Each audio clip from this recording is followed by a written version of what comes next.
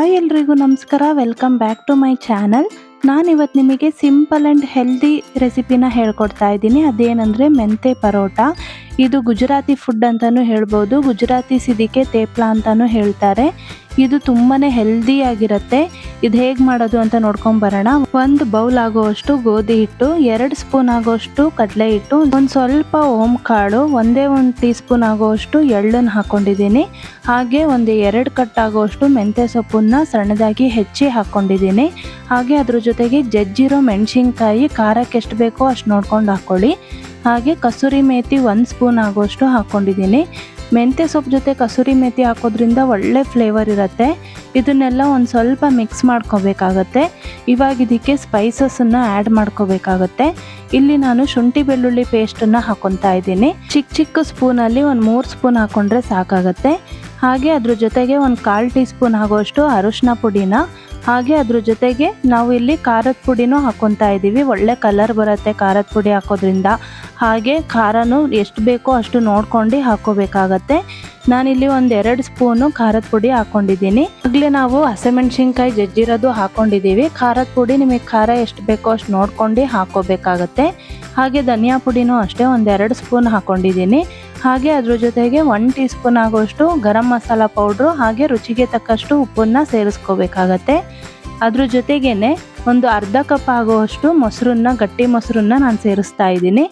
ಗಟ್ಟಿ ಮೊಸರು ಹಾಕೋದ್ರಿಂದ ಚೆನ್ನಾಗಿ ಮೆತ್ತಗೆ ಬರುತ್ತೆ ಪರೋಟ, ಅದಕ್ಕೋಸ್ಕರ.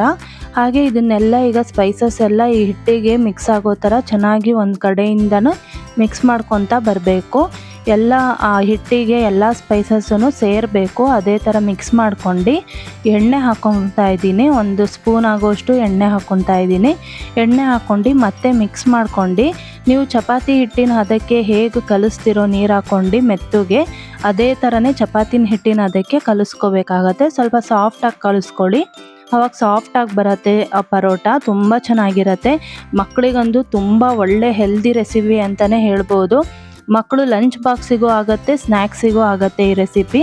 ಹಾಗೆ ಇದನ್ನು ನೀವು ಜರ್ನಿಯಲ್ಲೂ ಮಾಡ್ಕೊಂಡು ತೊಗೊಂಡೋಗ್ಬೋದು. 1 ವಾರಗಟ್ಟಲೆ ಇಟ್ಟರು ಏನೂ ಆಗಲ್ಲ ಈ ರೆಸಿಪಿ. ಈ ಪರೋಟ ಅಂತೂ ಏನೂ ಆಗಲ್ಲ.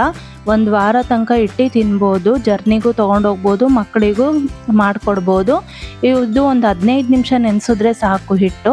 ಈಗ ನಾನು ಚಪಾತಿ ಹಿಟ್ಟಿನ ಥರ, ಚಪಾತಿ ಥರ ನಾನು ಅದನ್ನು ಲಟ್ಟಿಸ್ಕೊತಾ ಇದ್ದೀನಿ. ದಪ್ಪ ಬೇಕು ಅಂದರೆ ದಪ್ಪ ಲಟ್ಟಿಸ್ಕೊಳ್ಳಿ, ತೆಳುಗೆ ಬೇಕು ಅಂದರೆ ತೆಳುಗೆ ಲಟ್ಟಿಸ್ಕೊಳ್ಳಿ. ತುಂಬ ಚೆನ್ನಾಗಿ ಸಾಫ್ಟಾಗಿ ಬರುತ್ತೆ ಇದು ಚಪಾತಿ. ಈ ಪರೋಟ ಅಂತೂ ತುಂಬ ಇಷ್ಟಪಟ್ಟು ತಿಂತಾರೆ ಮಕ್ಕಳು. ಅದಕ್ಕೇನು ಬೇಕಾಗೇ ಇಲ್ಲ, ಚಟ್ನಿ ಆಗಲಿ ಪಲ್ಯ ಆಗಲಿ ಏನೂ ಬೇಕಾಗಿಲ್ಲ ಇದಕ್ಕೆ. ಹಾಗೆ ತಿನ್ಬಿಡ್ಬೋದು. ಗುಜರಾತೀಸ್ ಎಲ್ಲ ಇದಕ್ಕೆ ಉಪ್ಪಿನಕಾಯಿ ಹಾಗೆ ಮೊಸರು ಇಟ್ಕೊಂಡು ತಿಂತಾರೆ. ನೀವು ಟ್ರೈ ಮಾಡಿ, ಚೆನ್ನಾಗಿರುತ್ತೆ ಕಾಂಬಿನೇಷನ್ ಅದು. ನಾನಿವಾಗ ಚಪಾತಿ ಹಿಟ್ಟು ಥರ ಇದನ್ನು ಬೇಯಿಸ್ತಾ ಇದ್ದೀನಿ. 2 ಕಡೆ ಎಣ್ಣೆ ಹಚ್ತಾ ಇದ್ದೀನಿ.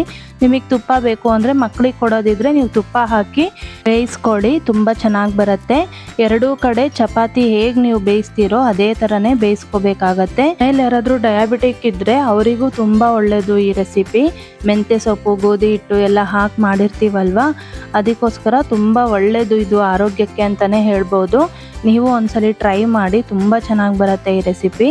ನೀವು ಮನೇಲಿ ಟ್ರೈ ಮಾಡಿಬಿಟ್ಟು ಹೇಗೆ ಬಂದಿತ್ತು ಅಂತ ನನಗೆ ಕಮೆಂಟ್ ಮಾಡಿ. ನೋಡಿ, ಇವಾಗ ರೆಡಿ ಆಗಿದೆ, ಮೆಂತೆ ಪರೋಟ ರೆಡಿ ಆಗಿದೆ. ನೀವು ಈ ಪರೋಟಾನ ಮೊಸರು ಅಥವಾ ಉಪ್ಪಿನಕಾಯಿ ಜೊತೆಗೆ ಸರ್ವ್ ಮಾಡ್ಕೊಳ್ಳಿ. ಉಪ್ಪಿನಕಾಯಿಗಂತೂ ತುಂಬಾ ಟೇಸ್ಟಿಯಾಗಿರುತ್ತೆ. ನಾನಿಲ್ಲಿ ಉಪ್ಪಿನಕಾಯಿ ಜೊತೆ ಸರ್ವ್ ಮಾಡಿ ನಿಮಗೆ ತೋರಿಸ್ತಾ ಇದ್ದೀನಿ ನೋಡಿ. ಈ ರೆಸಿಪಿ ತುಂಬಾ ಚೆನ್ನಾಗಿರುತ್ತೆ. ಮಸ್ಟ್ ಟ್ರೈ ರೆಸಿಪಿ ಅಂತಲೇ ಹೇಳ್ಬೋದು. ನೀವು ಟ್ರೈ ಮಾಡಿ. ಇನ್ನೂ ನಮ್ಮ ಚಾನಲ್ ಸಬ್ಸ್ಕ್ರೈಬ್ ಮಾಡಿಲ್ಲ ಅಂದರೆ ಸಬ್ಸ್ಕ್ರೈಬ್ ಮಾಡಿಕೊಡಿ.